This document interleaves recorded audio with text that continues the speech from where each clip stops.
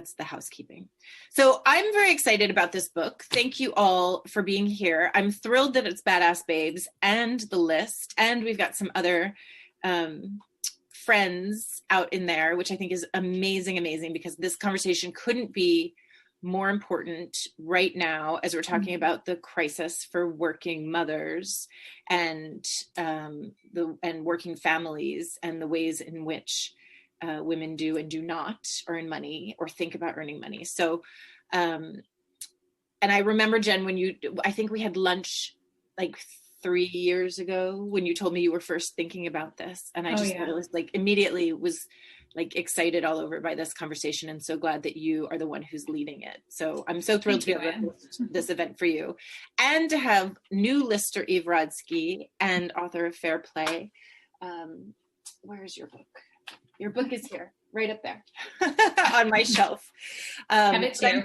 Yeah, right, exactly. And I love that it's over your shoulder too. So I have this early manual, Jen. I don't have Think Like a Breadwinner yet. It's coming, and obviously by Amazon or some link. But well, that's because it doesn't even come out until tomorrow. That's my point. So I pre-ordered it, but I actually have an early. I'm looking at a PDF as we talk right now. Well, I'm going to turn it over to you. You are the experts. Please lead us in this conversation. Put your comments in the chats, and I'm going to mute. I'd love to know. Yes, I'm so excited to be here with Jennifer Barrett. As we said earlier, Michelle Howery, we want to give a thank you to you. We share an editor at, I think, the best imprint in publishing, Putnam, which also produced Where the Crawdads Sing and The Prophets.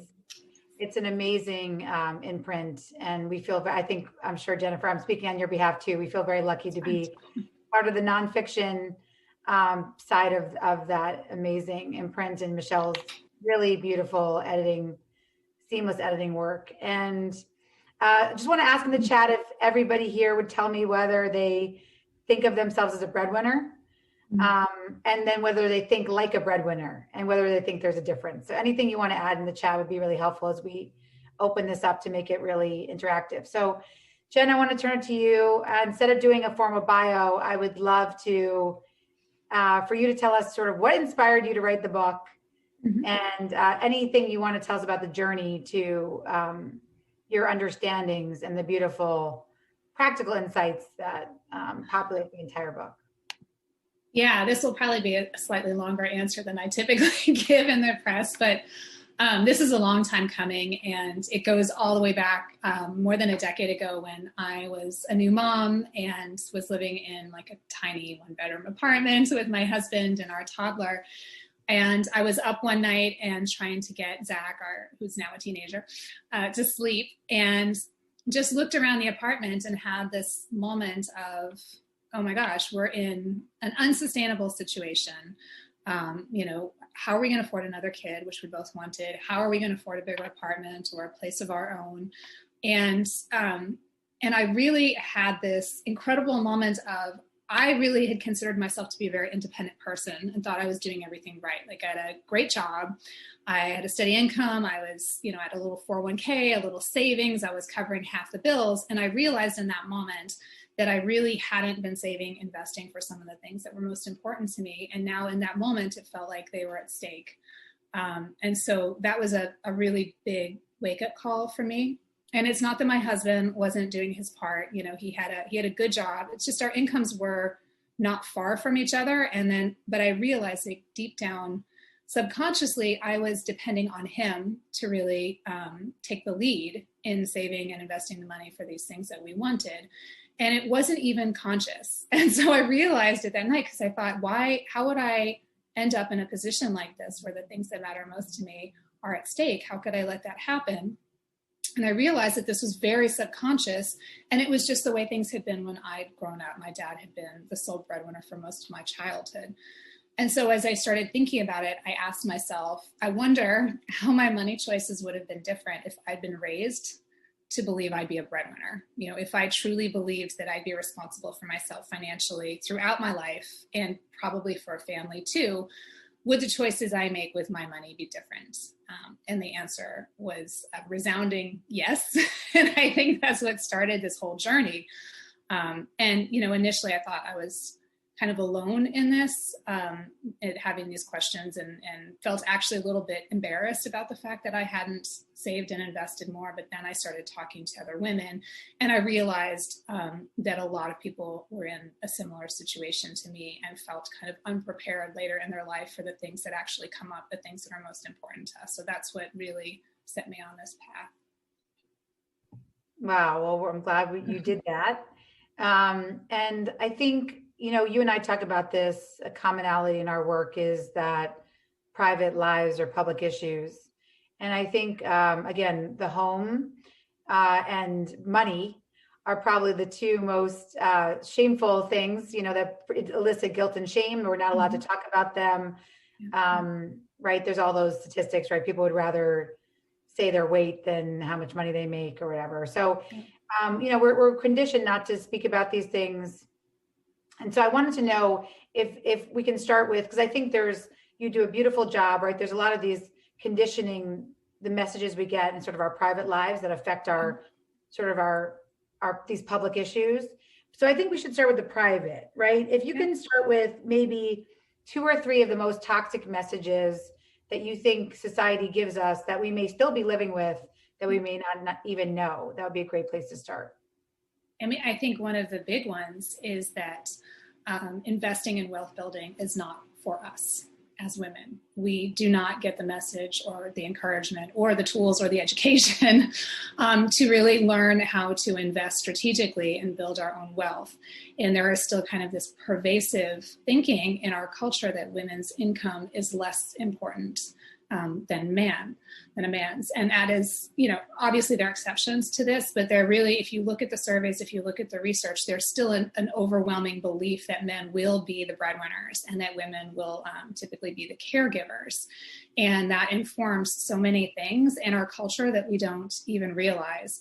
And, it's almost, it's surprising that this is still the pervasive belief, because there's been this paradigm shift in the breadwinning model over the last decade or two, where more women are moving into the main earner role. So you have, in more than 40% of households with kids under 18, moms are the sole or primary breadwinners, but our culture just hasn't evolved to that reality yet. And so a lot of the messaging that we get growing up and from pop culture is that our income is not important, is that we will be a contributor, but we will probably not be the breadwinner. And that's, first of all, that's not the case. But second of all, it's a very disempowering message. And it's the sort of thing that kind of seeps into our subconscious. And I think we don't actually think about it very much until we're in a situation where, where we're vulnerable, because we haven't kind of taken the steps to ensure that we can really provide the lives we want for ourselves financially without having to depend on someone else.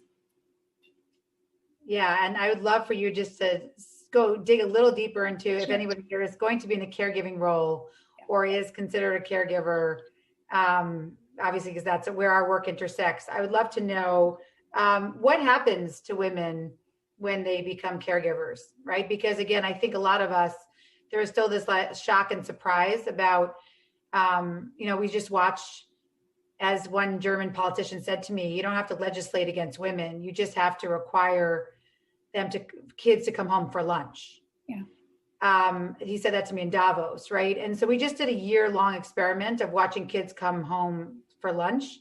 And we watched what happened to women's labor force participation rates, right? And so not only that, but in terms of when you have a caregiving sector, why is it that when women enter male professions, the salary goes down? Mm-hmm. If you can just talk about anything about what happens to us when we become caregivers that end up derailing, probably a lot of us here believe we're always going to be breadwinners, and then things get derailed in midlife. Yeah, I mean, I can start with my own experience, which was I moved into the primary breadwinner role when I was pregnant with our second child, and was in my first management role, more responsibility than I've ever had before. We were launching a brand new site. It was just a tremendous amount of responsibility at work. And then I had our son. And the difference between that and my first child was, I mean, like night and day. Like I could only take 10 weeks off. Most of it wasn't paid. I had to get a special dispensation to get our, 10-week-old into the child care center. I know a lot of people can relate to this. And that first day when I left him in there, I mean, I think he was 11 or 12 pounds. He was this tiny little thing. I left him in the crib. He's wailing. I could hear it all the way as I walked down the stairs, sat down at the bottom of the stairs and sobbed, and then pulled myself together and walked to work, and had to pretend like nothing was wrong, and that I'm not a new mom and all these, and felt like I couldn't show up fully at work. So I felt all of those things. And then on top of that, the pressure, I wouldn't say it was the pressure so much of being the main breadwinner. And this is what I had to tease apart when I was writing the book, was it wasn't being the main breadwinner that made me anxious and feeling overwhelmed. It was that I was trying to be the primary breadwinner and the primary caregiver at the same time. So it was like everything else on top of the breadwinning that really made it so challenging. And buried deep within that were the expectations that I had for myself as a mom, and that, our culture sort of hoists upon us as a mom. There's been this increase in intensive parenting, and I know you know a lot about this.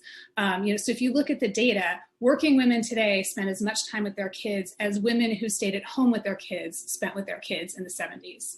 And that's just crazy when you think about it. And there's so much pressure on us to be ever present in our kids' lives. And so, of course, when you bring that up against being the main breadwinner and feeling the pressures at work and at home, it's going to feel really overwhelming. And it definitely did for me. And I could not have written this book, even probably 6-8 years ago, because I was right in the thick of it and trying to sort it all out and figure out how to be a good mom and be a good worker and be a good provider and all of these things. And my husband and I had to sit down and really talk about this and say, what's important to each of us? How are we going to divide the household's responsibilities? How are we going to divide the caregiving? And I had to let go of some of the things. And that was one of the harder pieces for me. Now I'm fine with it, but in the moment, letting go of identifying myself as the primary caregiver was actually really difficult. And I don't think we talk about that enough either, because, not only does our culture not think of us typically as breadwinners, but we are so associated with being the primary caregiver that it's really easy to internalize that and feel like we're failing our children, failing our family if we are not ever present. And so kind of getting over that hump was a big deal.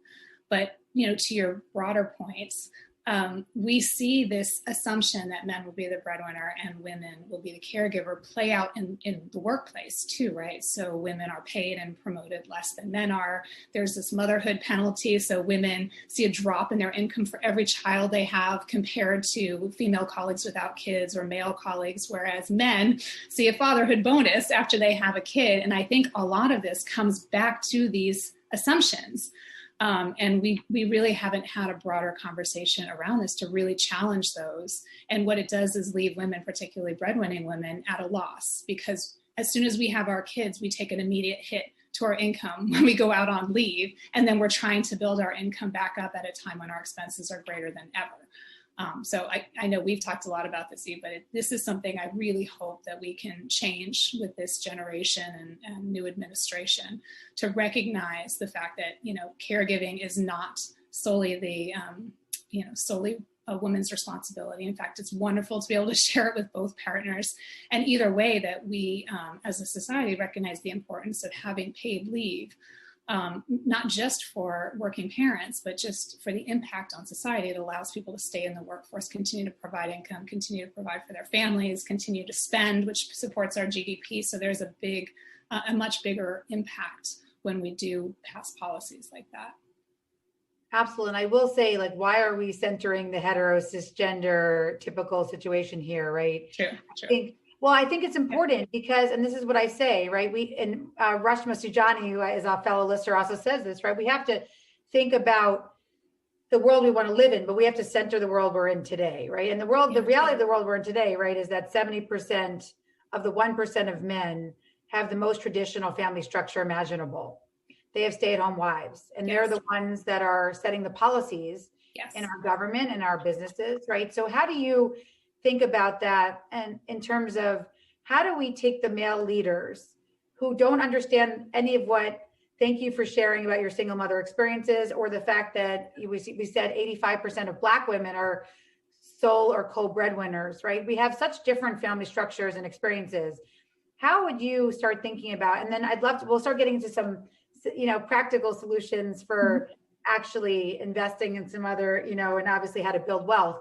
But I'd love to just stay with the problem for another minute, because someone also, thank you for asking about the motherhood penalty. But can we talk a little bit about how would you, as an expert having researched this issue, speak to corporate leaders who are in that most traditional family structure, who have no idea about the lived experience we're talking about today? Well, I mean, first we need more voices at the table, right? We need people who have that lived experience. And I'm talking not just, I'm a white woman who grew up in a suburban middle-class neighborhood.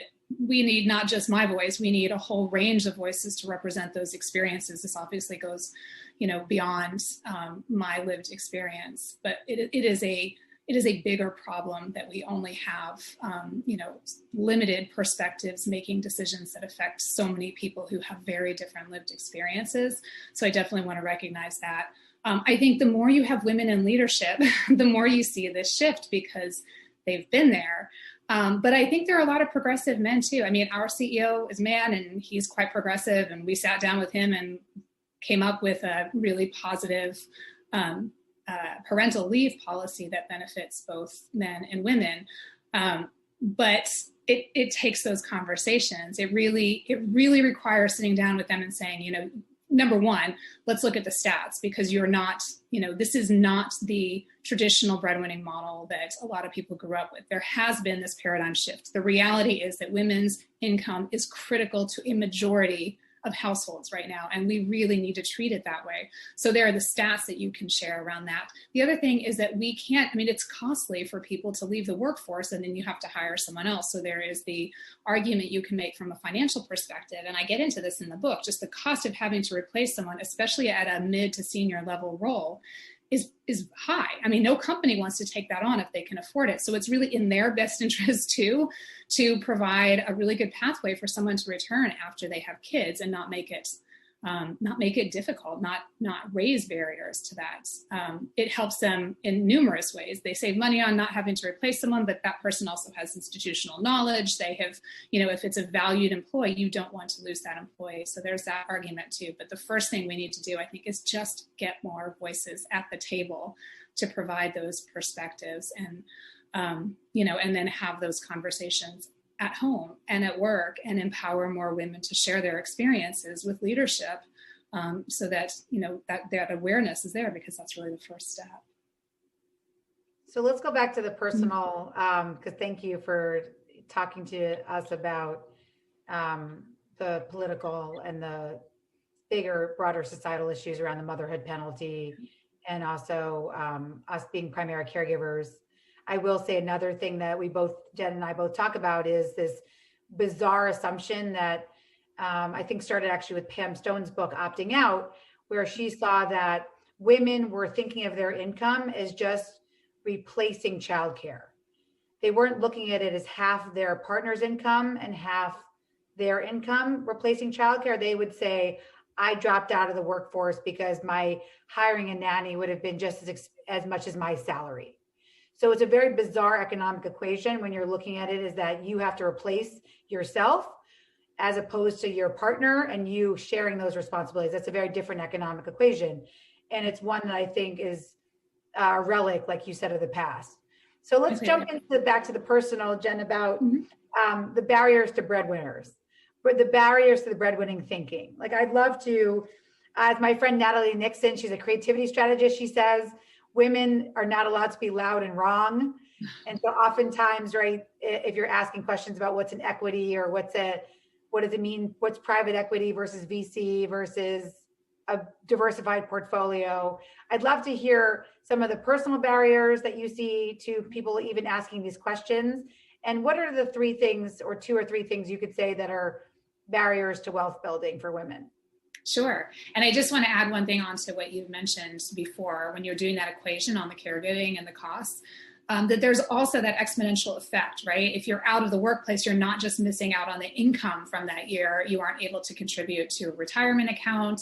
You miss out on the possibility for raises, and so there's really an exponential effect on your career. And that's always the piece of it too, that I feel like is so important and doesn't get talked about enough, is that it's really not a one-to-one to say like childcare is a little bit less than I'm making right now, so it's a fair swap, because you're really missing out on more than that. But to your question on wealth building, so I agree. I think there's a lot of, I don't know if it's shame, but just embarrassment, where you have people who can be quite successful in other areas. And when I interviewed women for this book, many of them were really successful in their career, and yet some really felt like financial failures. They didn't want to ask questions. They felt embarrassed to ask, especially I think as you get older, it's even more embarrassing to ask a question, or feels more embarrassing to ask a question about money that you maybe think you ought to know already. And that is a barrier in itself. Men, and I mentioned this one scene that still sticks in my head today, is in my 20s, I went to this party. I was working at a newspaper, and I went to a party with a bunch of my colleagues, and all the men were like in the corner comparing stock tips, talking about like, oh, my stock earned this much. What about you? What are you invested in? None of the women were talking at all. We all just sort of looked at them. It got dead quiet. And then we started talking about what our plans were for the weekend. And I just will never forget that moment where I thought, when I look back on it now, I think, you know what, we are so great about talking to each other now about our careers and about building our careers. Like, imagine if we could have those same conversations about building our wealth, how powerful that would be. And that's a first step, is just to talk about it and get comfortable talking about it, and get comfortable with the fact that you don't need to know everything. It's really, and there's no shame in that, because we didn't get the education. I mean, really, whether you're a man or a woman, most of us did not get a good financial education growing up, period. So there's no shame in that, in asking a lot of questions. And that's the first step. The second one is just getting the message that it's so important to start investing from the beginning, that this is something, it's not just like the prescription that a lot of women get is, get a job or get a career, or get married, save a little bit for a rainy day and for retirement. And that's inadequate. That leaves out like the decades between any short-term goals you have and retirement, which could be decades away. And so that the message that I'd love to give to women is like from day one, making sure that you take a piece of every paycheck and start setting it aside, saving it and investing it, not just for the short-term goals you have and for retirement, but for all of these midterm goals that happen in between. And I like to say, like, use every paycheck as an opportunity to become less dependent on your next paycheck. Because that is really the only path to moving away from living paycheck to paycheck, is to take a little bit of every check that comes in and put that money to work for you. And the more your money works for you, the less you have to work for your money. And that's so empowering, especially as women, because we don't ever want to be really dependent on a paycheck or dependent on someone else. It just leaves us in such a vulnerable place. And I think about even when I was living kind of paycheck to paycheck, the way I showed up at work when I felt like I cannot afford to miss even one paycheck, you are not showing up as powerfully as you could. You're really not, because you are feeling so dependent. You're not going to speak up as much. You are not going to show up as confidently. When you start building your own wealth and you are less dependent on the paycheck, if you are in a career, you show up differently. You show up with a lot more confidence. You're able to speak out. I could see the difference myself, but I also found it in people that I interviewed for the book. I love that. So if I was a financial advisor and you were sitting in front of me, what would the three questions, if this is not the breadwinning mentality, you're not there yet, what are the three questions that you would recommend I ask the financial advisor sitting in front of me? If I'm not afraid to be loud and wrong, which none of us should be. No. Like we said, no question is off limits. And the less we ask, as we say, Investopedia is a great place. But I think it's these women's networks, right? The list is a great place.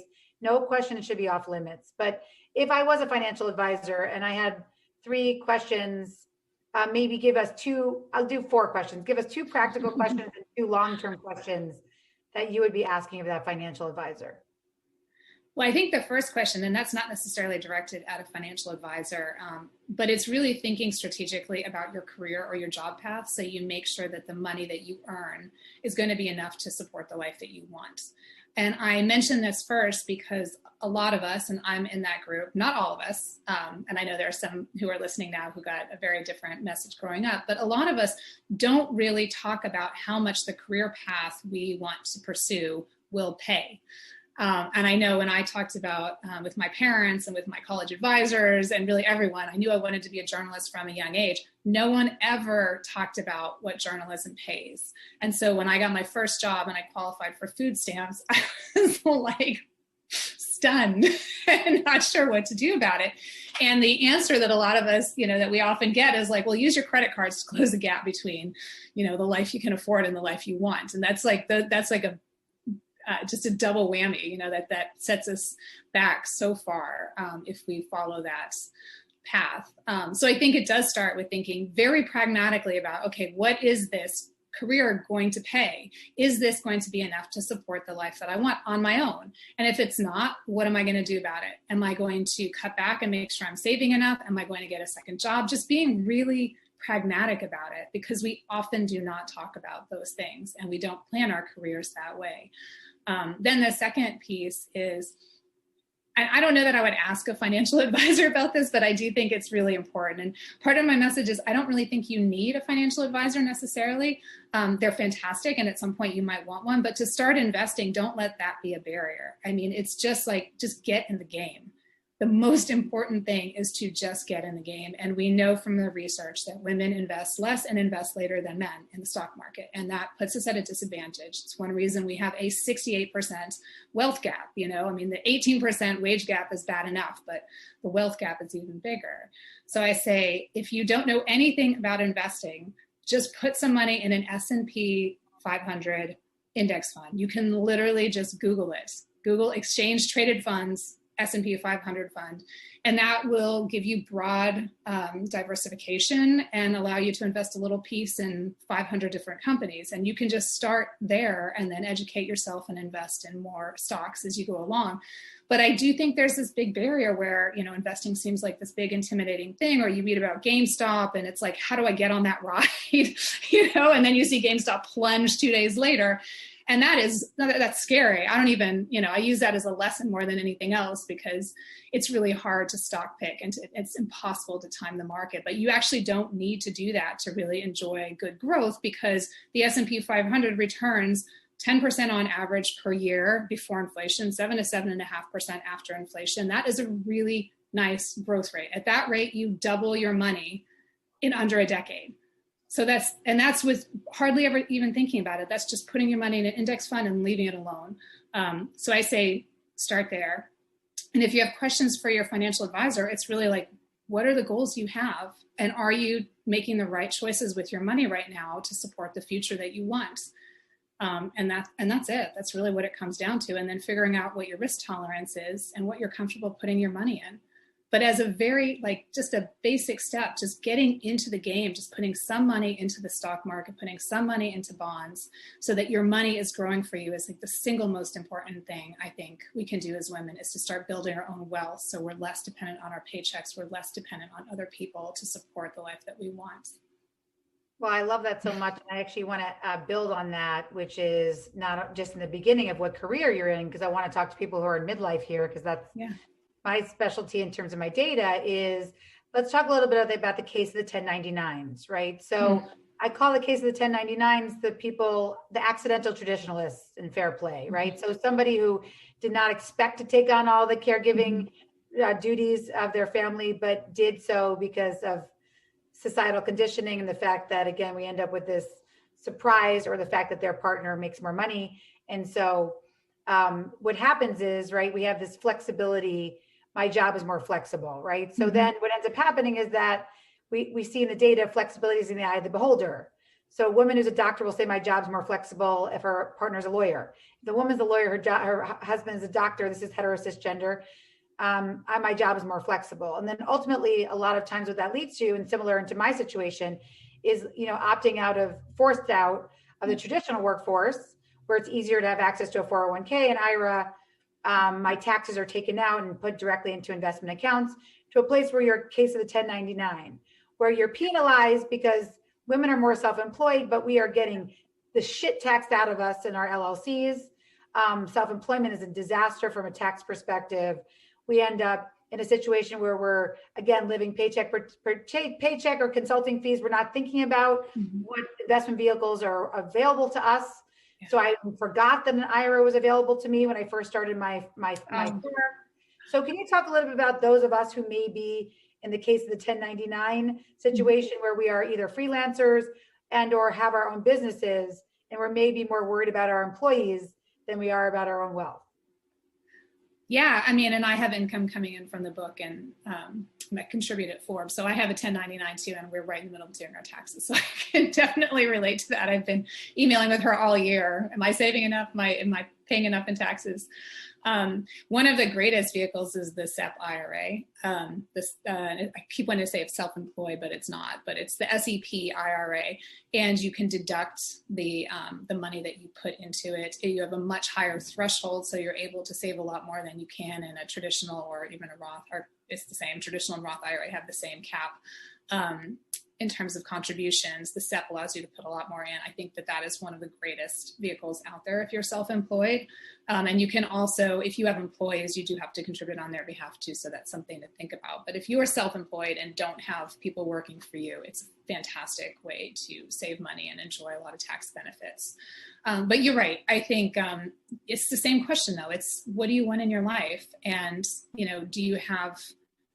do you have the income coming in? Are you setting aside the money you need to in order to support that? And that's true whether you're full-time or you're on your own. And to your point, I think a lot of women do opt out of the traditional workplace at some point, because there are a lot of external barriers there. And so you do see a lot of women starting their own businesses, becoming solopreneurs, freelancers, following some more non-traditional paths, because the traditional path just hasn't worked for us, especially once if we have a family. And so these are things that we have to take into consideration. And what it does is just put more pressure on us to make sure that we're staying on top of all this stuff, because, your employers are no longer doing it for you. So staying on top of taxes, staying on top of retirement contributions, Social Security, all of these things. But the flip side of it is that you have unlimited potential, right? You've removed the ceiling and you have a lot more control. So yes, you got to hustle a lot more, but I think that there are so many benefits to having your own business and having that sort of control and having that limitless possibility. So it's, there are risks and benefits to that. Well, thank you for that. I think that's really important. And so, and then the other thing that keeps me up at night, I think, is the fact that you're still 991% more likely to make the 1% if you're a married woman. 991, not 91%, 991% more likely to reach the top 1% if you're in a marriage. And so I want to talk a little bit about that, right? So a lot of what we're talking about is the life-changing magic, I think, of not organizing our junk drawer, but literally the life-changing magic of long-term planning. That's what I keep hearing from you, right? That you don't have to necessarily outsource to a financial advisor. You don't have to wait. Get in the game. Recognize that every decision you make right now, that's the main message I got out of your book, and so many beautiful, important messages, obviously practical messages that we can't get to today. But the life-changing magic of long-term planning, right? Long-term thinking, that actually starts today. And so if there is one, and then I'd love to open it up for questions, you could just throw them in the chat. But otherwise I have a lot more questions, but I'd love to know if you have advice for the future self, for everybody here on the call. What would one thing that you could do today to maybe give you that life-changing magic of long-term thinking mindset? Other than, obviously, like you said, we heard you loud and clear. Do not wait to get in the game, people. But other than that, in terms of the mindset, what does a breadwinning mindset mean to you? What is one thing today that we can do differently to start thinking of ourselves as breadwinners versus, like you said, paycheck to paycheck? Yeah, I think what's key is that it's a really expansive mindset. It's not, can I cover the bills? Can I, managing a budget? It's building wealth, increasing your earnings to support the life of your dreams. I mean, that's really what it comes down to, is thinking expansively like that. So when I look through that lens, you can look at really almost any aspect of your finances, right? So it's a very different way of looking at credit than the way that credit has been presented and marketed to us. So it's not, it's been presented to us as a way to close the gap. Example. Yeah. Cause you're great examples of how credit is marketed to us. Yes. So, I mean, it's not the way to close the gap between the life you want and the life you can afford, which is often how it's marketed to us. It can be very strategic. So when you look at credit, the number one thing you want to do is build your credit and get a strong credit score, because then you get the best rates on a mortgage, and a mortgage is a means to help you build your wealth. So there's some research behind this, that if you have the best, if you're in the best credit score, the best credit score range, and get the best interest rates, that you can save over $40,000 over the course of a 30-year mortgage for a median priced home. And that's a median priced home. I think it's Does everybody know their credit score? Does everybody know their credit score here? I see nodding. All right. Good. I'd say literally that's one thing you could literally do today. Just Google. Check your credit score. Yeah. Check your credit score. Get your credit report. Get your credit report. Mm-hmm. And do it. I do it monthly. Yep. I know, people do, but it should be I feel like it's like getting gas, right? We should be totally checking credit scores. Yeah, and there have been more, there's some research out recently that there's been more errors on credit reports in the last year than in recent history. So it's definitely worth checking your credit report, because that can ding your report and it takes a little while to get that fixed. So the last thing you want to do is be surprised when you're actually going to get a business loan or a mortgage and finding out your credit is not where you thought it was. But that's one big way. And I give an example in my book. It's not just about building your credit, but really thinking about how to leverage good credit so that you can even earn money. So for example, we had house repairs, and I called to see about getting a HELOC. And I was quoted, I think, a 4% rate. And it was a lot of paperwork, and there was a whole lot involved with it. So I thought, do I really want to do this? So I started shopping around for credit cards. I got a 0% credit card with an introductory offer that if I spent, I think it was $5,000, I got an extra $350. And then if you spent more, you'd get a certain percent back. So it was a cashback card. So I put all the repairs on this credit card. I had 12 months to pay it off at a 0% interest rate. I paid it off after 11 months. And all in all, I earned $550. So it's just, these are ways that you can start using credit to your advantage. And it's a different way of thinking about it. So once you are sure that you can pay off your credit cards every month, you can start really thinking strategically about how to use credit for rewards points, for cash back, and then just taking advantage of a strong credit score. So that's one area. Your career is another area, and making sure you're getting paid the most you can at any time. And that's checking your market value regularly, talking about it, talking to friends, talking to colleagues. It is so important. I know at Chief we had, which is the networking group I'm in, we had a whole Slack channel a while back on negotiation and compensation. And someone put a spreadsheet in, an anonymous spreadsheet, and people filled it in with their title, where they worked, what their compensation was, what their experience was, no names, but you would be shocked at the range of salary for comparable positions. It was so eye-opening to me. And I think it's so powerful when we start having those conversations to say, like, am I actually getting paid fairly? You should check that regularly. And then if you have that data, you bring it to your boss, and it's hard to argue with numbers. If you come in and you say, this job pays this much more at all these other companies that are comparable to ours in our area. And then come in and say, this is the value. I've quantified the value that I'm bringing to this company. You bring that kind of data, and it's really hard to argue with those numbers, and it takes all the emotion out of it. So that's hugely important. Ask for it, negotiate, all these things, but be prepared with, quantifiable data to support your case.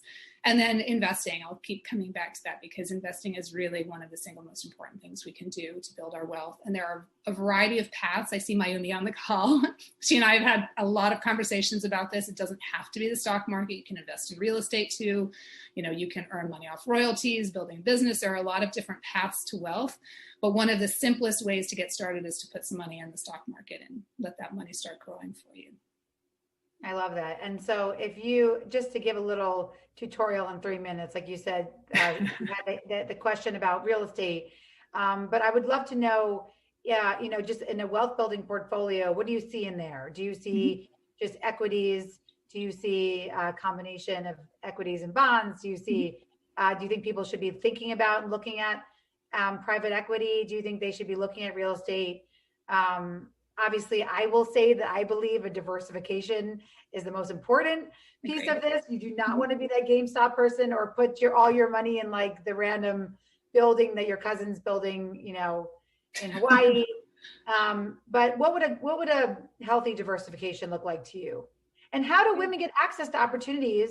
Because we saw there was an article this week about the schmooze gap, that men in their early careers of their life get, I think, 2 to 3 times more likely to be schmoozing with older men. They have access to golf courses. They have, my cousin, who's the highest ranked woman in male sports, she's a deputy commissioner of the NLL. Her commissioner said, we got to get you in the golf course and learning to golf because you're not there to close deals. What happens when we're not in those rooms where we don't have access to people checking stocks with us or access to private equity opportunities? How can we create those opportunities? Yeah, I think we do need to seek them out. But I will say we're in a very different place today than I think we were even a decade ago. I mean, it's not just Chief, you know, there are, in the list, there are so many, in Luminary, there are so many incredible networking groups out there, and there are more women moving into leadership. So I think I said the list. I would not forget that. I mean, the list is the first one I joined. It was life-changing for me. So many of the people in that group were part of this book. So it's hugely important to me. And I'm so happy we're doing this today. It's very meaningful. But I think there are a lot of networking groups, and there are more women in leadership, and we are making great strides there. And by the way, golf is becoming less popular as a sport overall in this country. So I think like the necessity of learning how to play golf, that's not, you know, that I don't think you need to do that anymore. Yeah, so many reasons. Nothing against golf, but I don't think it's a necessity in the way that we once thought we have to do that in order to close deals and to hobnob. I think there are a lot of other networking opportunities right now, and we just need to put ourselves out there. To answer your question about portfolios, look, if you do nothing else but put money into index funds and maybe some bond funds and buy a home that you are very confident will increase in value, and you plan to stay there for a while, and you pay down that mortgage, you will probably provide, and you're doing this regularly, so you're putting like 15% of your income aside toward this, you will be fine. You will be fine for retirement. You will build, you know, a good amount of wealth. Like if you do nothing else, just think of those 3 things: putting 15% of your income toward savings and investing so you're thinking short-term, mid-term, long-term. Make sure you're diversified in the stock market, even if that means picking 3 index funds: a NASDAQ fund, a Dow fund, and an S&P 500 fund. That is literally how I started 12 years ago. And that money has more than tripled. The money. And of course, I invested during the Great Recession. So I had a little help there because it dropped so much right around the time that I was putting money in. But the stock market has grown significantly over time. So it's still a great opportunity to earn pretty steady wealth. And then bonds are more predictable, but they don't pay as well. So you want some of them to balance it out, but you don't need a ton of them. Real estate, a lot of people buy real estate and they rent it out and they make a lot of money off it, but that is not for everyone. And I say, if you do nothing else, buy a home that you can live in a neighborhood that you love and that has a lot of amenities. You can feel very confident that the value of that home is going to increase, and pay down your mortgage, and that you're building wealth with every payment you make on your mortgage. So those 3 things alone are great. And I will say those are 80% of my wealth is tied up in those 3 things. Outside of that, I invest a little bit in Bitcoin, Litecoin. I have invested in some companies. I'm an angel investor. But again, this is not for everyone. And I'm in a position now where I'm able to do that. I definitely was not in a position to do that 10, 12 years ago when I first had this wake-up call. But one of the fantastic things that's happened over the last 10 years, and Acorns is a part of this, is the democratization of investing. So you don't need a lot of money to start investing now. I mean, Acorns, you invest your change, and it doesn't get any easier than that. And Acorns is certainly not the only player in that space. But there are so many opportunities to invest now and to start investing for $5, $10, $20 a month, just to get in the habit of doing it. We have more opportunities to do that now than ever before. So it's sort of, no matter what income level you're at, no matter how you're living now and what your expenses are, there are ways to start building your wealth right now, today. Oh, I love it so much. Yeah, you're the best. Like I said, I'm feeling so inspired to make sure we're checking our credit score, to make sure we're living a life-changing magic of long-term thinking, to making sure we're asking those critical questions about what we want out of life, but also not recognizing that it depends on another person to get there. I think that's really important. And so that's why before we're getting, again, more questions as we go, which is great. But I wanted to ask you about divorce, because I want to know, so all the people who said they check their credit scores and who are in a partnership or who think they're going to be in a partnership, do you know the divorce laws in your state? Because I think that was something that I saw a lot of. I didn't see that, Jen, a lot. I saw people saying that if they got divorced, they would get half. And they literally had no idea what they were talking about. Yeah. So I want to just throw that out there. What happens when a partnership breaks up, and how can we, because what I like to say is the way I think about life-changing magic and long-term thinking. I say to Seth when we sit down twice a year, what happens if we divorce? What happens to me? Right. And then I ask lawyers so that I don't have to be so scared of it actually happen. Right. And it's probably less likely to happen if I'm not afraid of it. So what happens in those situations where you have all this optimism going into what you think your future is going to be, and then it doesn't work out like that? I see a lot of terrible outcomes. And so I want to prepare us all here for what does that look like if you are bundling your wealth with someone else? What happens when that person doesn't want to be bundled anymore?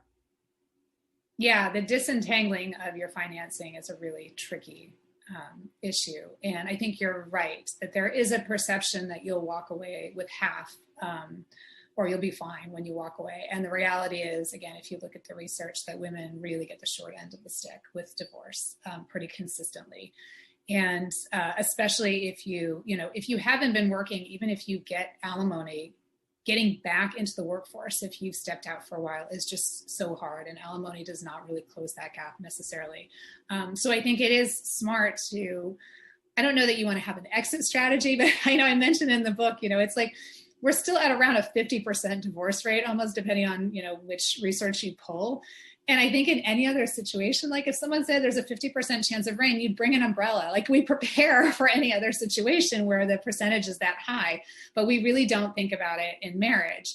And that just kind of supports the point that you want to make sure that the income that you are bringing in, that the investments that you are making, and that everything you are doing financially will support the life that you want, whether you earn more or not in your relationship, whether you're married or not, but being very confident that you can stand on your own 2 feet regardless is the first step.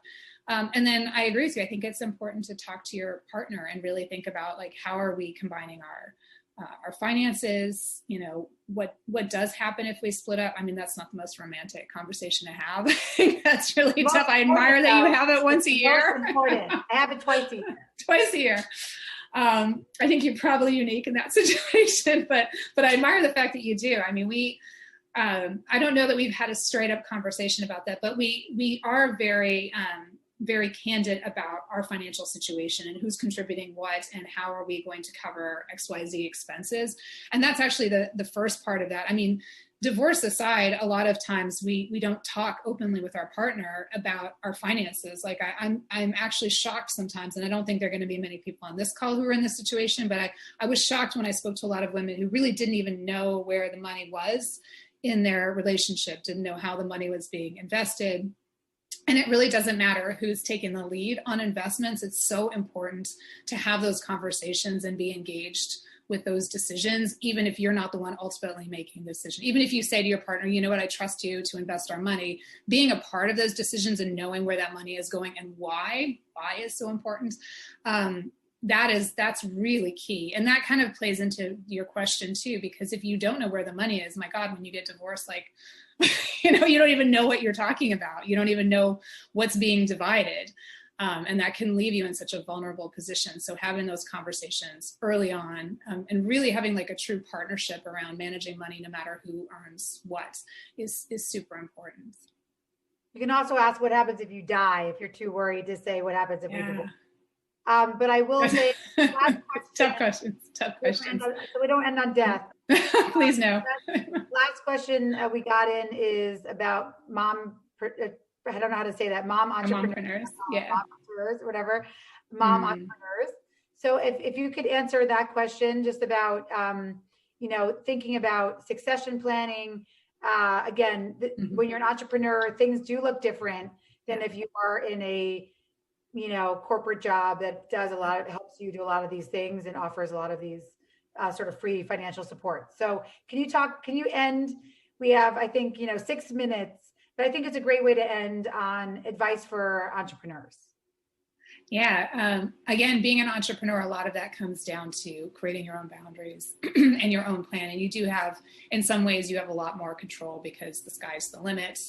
There's a lot more opportunity there, but you also have a lot more responsibility. So, there are different stages, obviously, to entrepreneurship, and you may be in a situation where if you are partnered up, where you want to sit down with your partner and kind of talk through what those stages are, because one of the things that I've discovered over the last year, and also I know a lot of entrepreneurs and I advise some startups, is that it takes a long time before you're making money. And when you're starting something up, your income, often you don't get income, like you're putting your money into the business. And so it requires a lot of capital and patience to start. And so you need to make sure you're talking, if you have a partner, talking with your partner about, okay, it could be a year, it could be 2 years until I'm really bringing in an income that can support, these things in our lives. How are we going to cover that time? And then to your question about succession planning, this is interesting because it used to be the men who are really thinking about this, like what happens to my assets if we get divorced? And now I think the conversation is starting to change. I don't know the intricacies of law, so I don't think I'm in a position to really give specific advice on how to make sure that your assets are protected in a divorce. But I do think it's a question to ask, and it may be a question to ask a lawyer, is, particularly if you've built a business on your sweat and tears, blood, sweat, and tears, and you want to make sure that if you do divorce, that you're not ending up in a position where you're losing so much of the work that you've done and the money that you've built and generated, then it's a good idea to have that conversation with a lawyer and see what you can do to get protected. Again, though, I sort of come back to the first point, which is you want to have a really open conversation with your partner and talk about what your long-term goals are. If your goals are to start a business, you are going to need the support of your partner probably to get you going, unless you've really built up a significant cushion financially to cover you during that period.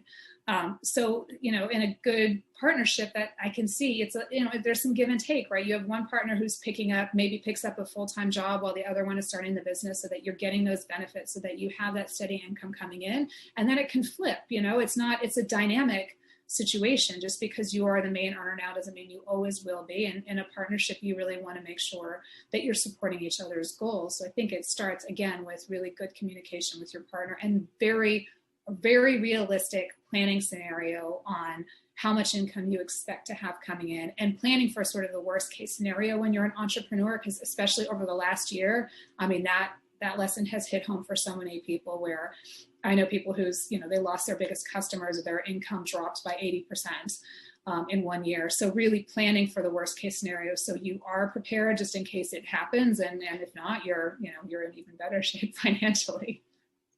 I love that. Well, everything's been really practical and important that you're saying. And so I think we're supposed to end now.